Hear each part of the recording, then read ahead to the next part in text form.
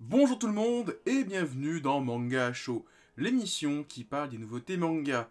Et aujourd'hui, on parle de Tomie. Donc préparez-vous à devoir survivre à la fille la plus belle et la plus effrayante. Tomie est un manga écrit et dessiné par Junji Ito. Le manga a débuté en 1987 dans le Genkan Halloween de Asahi Sonorama. En France, le manga a été édité 2 fois par Delcourt, et aujourd'hui, c'est Mangetsu qui inaugure sa collection Junji Ito avec le premier titre de l'auteur. Résumé, Tomie est le mal incarné, reconnaissable entre mille grâce à ses longs cheveux et son grain de beauté sous l'œil gauche. Elle attise les passions chez tous les hommes qui croisent son regard. Ses victimes, déchirées entre amour et folie, sombrent peu à peu jusqu'à connaître l'indicible et l'assassiner dans d'atroces circonstances. Mais le monde ne pourra jamais se débarrasser de Tomie. Pire, son pouvoir s'accroît inexorablement à chacune de ses renaissances. Cette année, c'est toujours l'année de Junji Ito. Après la déchéance d'un homme ainsi que les rééditions de Spirale et Gyo chez Delcourt Tonkam, c'est Mangetsu, le nouvel éditeur sur le marché, qui inaugure sa collection Junji Ito avec le premier titre de l'auteur, Tomie. Je ne vais pas me répéter par rapport à la vidéo sur les 2 rééditions de Delcourt. Vous savez que moi et l'auteur et l'horreur, ça fait 2, enfin ça fait 3. Et je vais me répéter, mais je sais que l'auteur a une réputation, une aura dans le milieu du manga d'horreur, et que malheureusement pendant des années, les titres étaient indisponibles en France. Alors aujourd'hui, même si c'est pas mon fada les mangas d'horreur, je ne fais pas l'impasse dessus. C'est donc avec un réel plaisir que je vais découvrir toute la bibliographie de Junji Ito. Et aujourd'hui, on parle de son premier titre. Très sincèrement, je comprends pourquoi tant de gens vantent les louanges de ce titre, car c'est réellement un titre palpitant à lire. Avec Tomie, cette jeune fille qui se fait tuer avant même que le titre commence, car il débute sur ses funérailles. Et pour le plus grand malheur de son tueur, elle va revenir à la vie et se venger. Mais pour la pauvre Tomie, ou pour ses victimes, cette dernière va continuer à mourir, revenir à la vie et se venger. Un cercle sans fin de vengeance et de mort. Et le titre, c'est ça. C'est 700 pages où Tomie se fait tuer, revient à la vie, se venge avec énormément de nuances à chaque histoire. Car chaque chapitre est une histoire. Chaque chapitre est une rencontre, chaque chapitre est un meurtre de Tomie, chaque chapitre est une vengeance de cette dernière.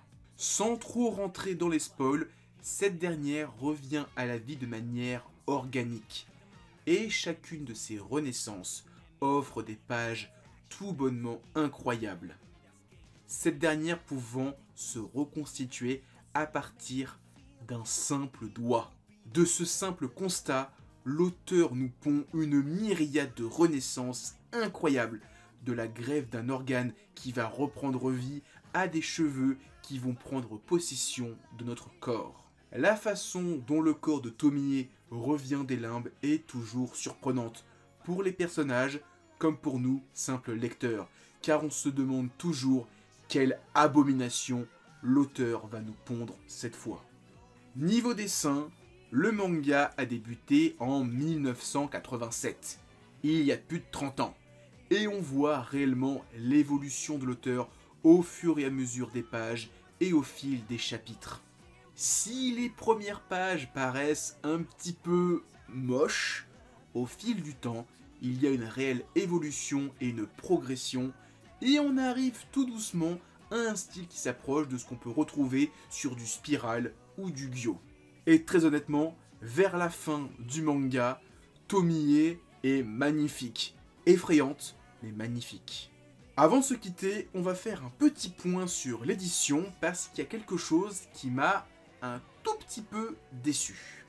Mais d'abord, les points positifs. Tout d'abord, le format. Mangetsu a pris un format très proche de celui des intégrales de Delcourt Tonkam. Alors, je crois qu'en termes de hauteur, celui de Delcourt Tonkam est légèrement plus grand, mais c'est vraiment du chipotage, c'est vraiment quelques millimètres de plus, donc on va pas gueuler pour ça. Et franchement, c'est super bien, parce que quand on va avoir les 50 titres, peut-être que j'abuse un petit peu au niveau de la quantité des titres de Junji Ito, et ben avoir l'intégrale qui est plus ou moins uniforme, ça fait plaisir. Pour l'édition en elle-même, l'éditeur a fait un taf de fou. Ils expliquent tout ce qu'ils ont fait sur la couverture à la fin du sommet. Il y a 3-4 lignes qui expliquent qu'ils ont mis du vanille sélectif, qu'ils ont mis un marquage à chaud, ils ont mis une couverture comme ci, comme ça. Il y a un boulot monstre. Et j'aime beaucoup le travail sur le dos avec, en bas du dos, le personnage de Tomie. Et si tous les tomes de Mangetsu sont comme ça, avec à chaque fois le petit personnage emblématique de l'œuvre en bas de page, ça rend super bien. Et c'est un truc que je comprends pas que Delcourt n'ait pas fait ça depuis le début. J'en parlais dans ma vidéo sur les premiers intégrales de Tezuka. Pourquoi on n'a pas un petit personnage emblématique de l'œuvre en bas de dos? Mangetsu l'a fait, pas Delcourt, c'est dommage. J'aurais bien aimé voir l'héroïne avec ses cheveux en spirale pour Spirale, les poissons moches de Gyo pour Gyo, etc. Donc ouais, là j'aime bien cette idée. En plus c'est un petit vernis sélectif pour le personnage de Tomie, ça rend super bien. Enfin passons, qu'est-ce qui m'a déçu? La préface de Alexandre Aja, l'analyse à la fin du tome? Non, c'est pas ça, ça c'est très bien. Non, ce qui m'a déçu, c'est la qualité du papier.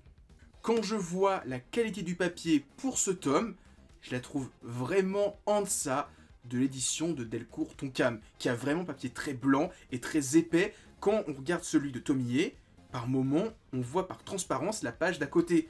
Et c'est un peu gênant pour une édition deluxe, intégrale, ultime, où le papier fait, c'est méchant ce que je veux dire, un peu cheap par rapport à tout ce qu'on a autour. Imaginez, vous avez une super Ferrari, un truc de malade, toute option, les jantes en alu, le moteur de dingue, etc. Un truc de malade. Et à l'intérieur, on a des vieux sièges en simili-cuir où ça s'effiloche un petit peu.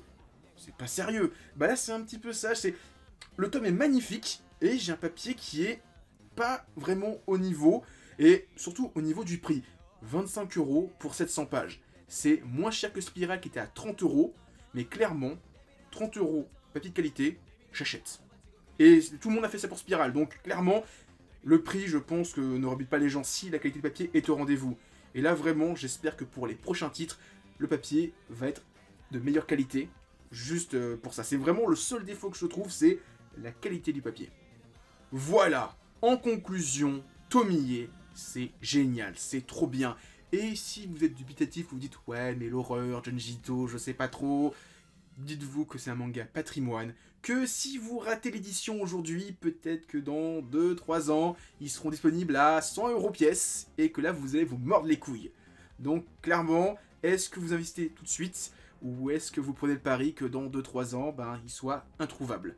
Moi, en tout cas, j'ai pas envie de subir ça à nouveau, et je vais tout prendre. Donc voilà, c'était ma vidéo sur Tomie, j'espère que vous l'avez aimé, si c'est le cas, laissez un pouce bleu, laissez un commentaire, partagez la vidéo pour que celle-ci soit vue par le plus grand nombre, que la chaîne puisse grandir. Et en description, vous avez des liens vers mon Twitter, mon Discord et mon Instagram. N'hésitez pas à y aller. Et moi maintenant, je vous dis à plus et continuez à lire des mangas. Allez, ciao tout le monde!